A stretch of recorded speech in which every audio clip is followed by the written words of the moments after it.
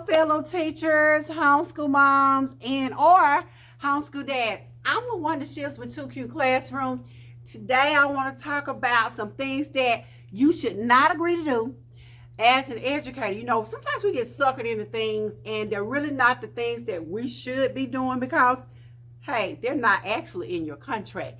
And I can talk from personal experience. One of the things I will not be doing again is staying at work an unlimited number of hours. You know, you're forced to come very, very early, and then you're asked or told that you'll be staying for an extended period in the evening. That's against the law. You know, I think what happens is a lot of school districts use the fact that we're contracted workers to sort of pressure us into getting to work early and staying late. Well, if you're going to stay real late, then you're supposed to be compensated by being allowed to come later in the day.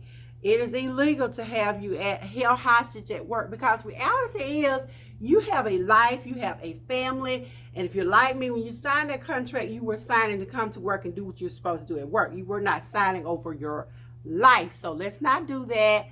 Don't forget to give this video a like, a thumbs up, to subscribe, and to follow me for more teaching tips and hacks. Let's get back into this video.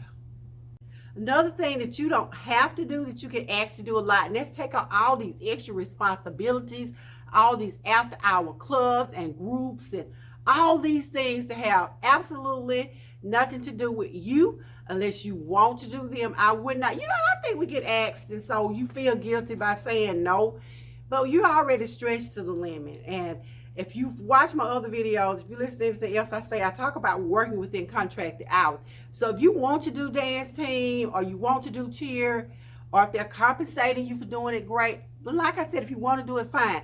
But if you feel pressure to take on a club or a group or organization that you really don't want to do, and that's not a part of what you actually do as a teacher, as an educator, then say no. Just say, no, I don't want to do that. That's not something I want to be a part of. And I know I felt guilty. I get asked questions like, why don't you do, and you want to say no so bad, but you feel like you're being negative or you're not being a productive part of the team when you refuse to allow yourself to be overworked. But don't do it. So just say no. But certainly not least, don't pay for items or products for educational purposes out of your own pocket that are going to your classroom. And I know sometimes we do that. I'm guilty. I've spent hundreds and hundreds of dollars over the years getting things that I wanted my kids to have because either the district wouldn't pay for them, it's going to take too long, or all this stuff. But if it's something that you don't really want or really need, and they say, well, why don't you go get such and such a thing? That's just like me going to buy some stuff that I bought to do something I didn't want to do anyway. Don't do it. That is your money. Those are your funds. Even though your job pays you, they have no right to your money because you came to work and you did your job. So you were supposed to be compensated.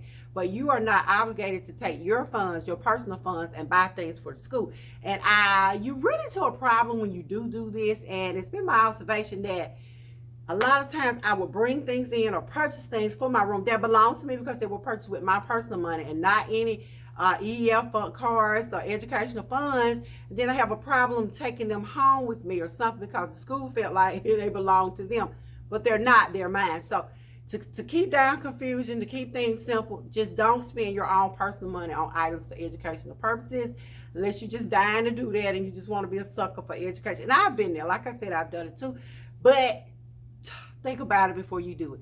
Again, this is LaWanda Shields with 2 Cute Classrooms. We're talking about some things that we should not do as educators and things I definitely will not be doing again. So I'll see you guys in the next video.